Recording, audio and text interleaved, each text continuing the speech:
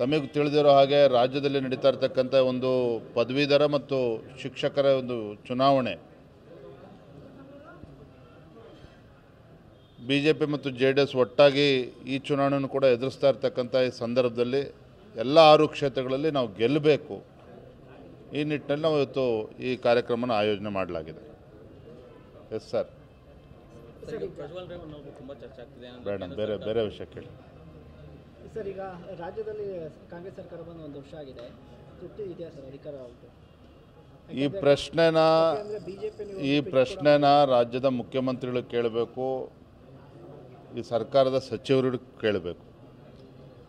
ರಾಜ್ಯದ ಜನರು ಮಾತ್ರ, ಕನ್ನಡ ನಾಡಿನ ಜನತೆ ಈ ಸರ್ಕಾರದ ಬಗ್ಗೆ ಇವತ್ತು ಆಕ್ರೋಶಗೊಂಡಿದ್ದಾರೆ. ಕಾನೂನು ಸುವ್ಯವಸ್ಥೆ ಸಂಪೂರ್ಣವಾಗಿ ಹದಗೆಟ್ಟಿರ್ತಕ್ಕಂಥದ್ದು. ಲಲ್ಲೂ ಪ್ರಸಾದ್ ಯಾದವ್ರ ಬಿಹಾರ್ ಇವತ್ತು ನೆನಪಾಗ್ತಾ ಇದೆ ರಾಜ್ಯದ ಜನತೆಗೆ. ಮೊನ್ನೆ ಚನ್ನಗಿರಿನಲ್ಲಿ ನಡೆದಿರ್ತಕ್ಕಂಥ ಘಟನೆ. ನಿಮ್ಮ ಉಬ್ಬಿದ ರಕ್ತನಾಳಗಳ ಸಮಸ್ಯೆಗೆ ಎವಿಸ್ ಆಸ್ಪತ್ರೆಯಲ್ಲಿ ಕೇವಲ 30 ನಿಮಿಷದ ಲೇಸರ್ ಚಿಕಿತ್ಸೆಯೊಂದಿಗೆ ಮುಕ್ತಿ ಹೊಂದಬಹುದು. ಹೆಚ್ಚಿನ ವಿವರಗಳಿಗಾಗಿ ಸಂಪರ್ಕಿಸಿ 8088837300.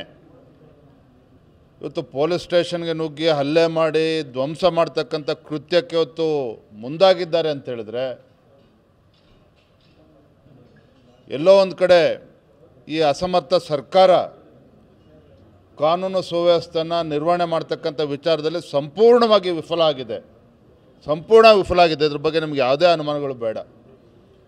ಕಳೆದ 2 ತಿಂಗಳುಗಳಿಂದ ನಡೀತಾ ಇರತಕ್ಕಂಥ ಹತ್ಯೆ, ಲವ್ ಜಿಹಾದ್ ಪ್ರಕರಣಗಳು, ಇವತ್ತು ಚನ್ನಗಿರಿಯಲ್ಲಿ ನಡೆದಿರ್ತಕ್ಕಂಥ ಘಟನೆ, ಈ ರಾಜ್ಯದಲ್ಲಿ ಒಂದು ಚುನಾಯಿತ ಸರ್ಕಾರ ಇದೆ, ಮುಖ್ಯಮಂತ್ರಿಗಳು ಇದ್ದಾರೆ, ಗೃಹ ಸಚಿವರು ಇದ್ದಾರೆ ಅನ್ನೋದೇ ಜನರು ಮರ್ತೋಗಿದ್ದಾರೆ. ಯಾರಿಗೂ ಕೂಡ ಭಯ ಇಲ್ಲ ಇವತ್ತು.